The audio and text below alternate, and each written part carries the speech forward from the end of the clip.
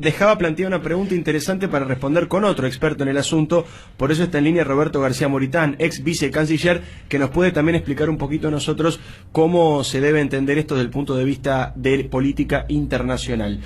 Moritán, muy buenos días, aquí Diego Leuco en el programa de La Nata, ¿cómo le va? Muy buenos días, ¿cómo están ustedes? Bien, escuchaba usted el final de la conversación con Miguel Ángel Toma, ¿verdad? Esta idea de la dualidad, Francisco por un lado, Cristina por el otro, lo que nos planteaba Natalia Nieves-Quiglia de que en la ONU veían a la presidenta como una presidenta que ya no era más, que era su último discurso en retirada. ¿Cómo está viendo usted lo que ocurrió ayer en las Naciones Unidas? Bueno, fue un discurso bastante desordenado y llama la atención que la presidenta siga confiando en su memoria, porque además de la confusión de aspectos y de la forma que los presentó, la audiencia, que fue bastante reducida, no debe haber entendido mucho de las cosas que estaba diciendo. Para nosotros quizás era más fácil entender a la presidenta que quienes estaban en la banca. Además, cometió una... Confiar en la memoria nunca es un buen consejo para un discurso de estas características. Y ayer le pasó lo que es a veces inevitable, que se olvidó de uno de los temas más relevantes de política exterior, que es reclamar por las Islas Malvinas. Algo que ella había hecho en todos sus otros discursos, ¿verdad? Sí, además es la primera vez en la historia de las Naciones Unidas que un presidente argentino no menciona de manera expresa, que por otra parte es un mandato constitucional, la cuestión de las Islas Malvinas. La prensa de hoy en Londres ya lo pone de relevancia. Es evidente que se trató lamentablemente de un olvido, porque a la presidenta se la notó un poco fastidiada en su discurso de ayer, y ese desorden en la forma de abordar los temas evidentemente quizás la llevó a esa omisión, ¿no? Claro, usted, García Moritán, lo que dice es que tendría que haber leído el discurso, que es lo que hacen todos los presidentes en la ONU, ¿no? Es una práctica recomendada. Si ustedes ven, la mayoría de los presidentes leen un texto escrito, incluso el Papa Francisco.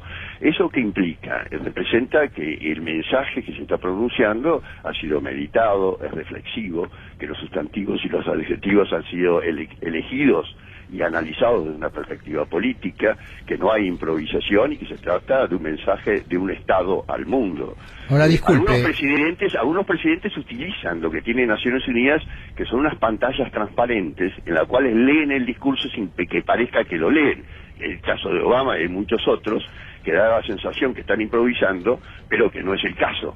Es decir, prácticamente nadie improvisa un discurso con el hábito que lo hace la presidenta de la Nación. Ahora, disculpe, lo de Ismael Bermúdez lo saluda. Lo de Malvinas es un olvido, porque pasa lo siguiente: aunque ella no haya leído el texto, lógicamente supongo que tiene una ayuda a memoria, entonces marca los puntos. Bueno, voy a hablar de fondos buitre, de este uso, no haberlo, claro, Ismael, eso sería lo sensato. Parece que no debe haber sido el caso, y si tuvo una ayuda de memoria, quizás se le traspapeló con otros datos económicos que sí en cambio tenía.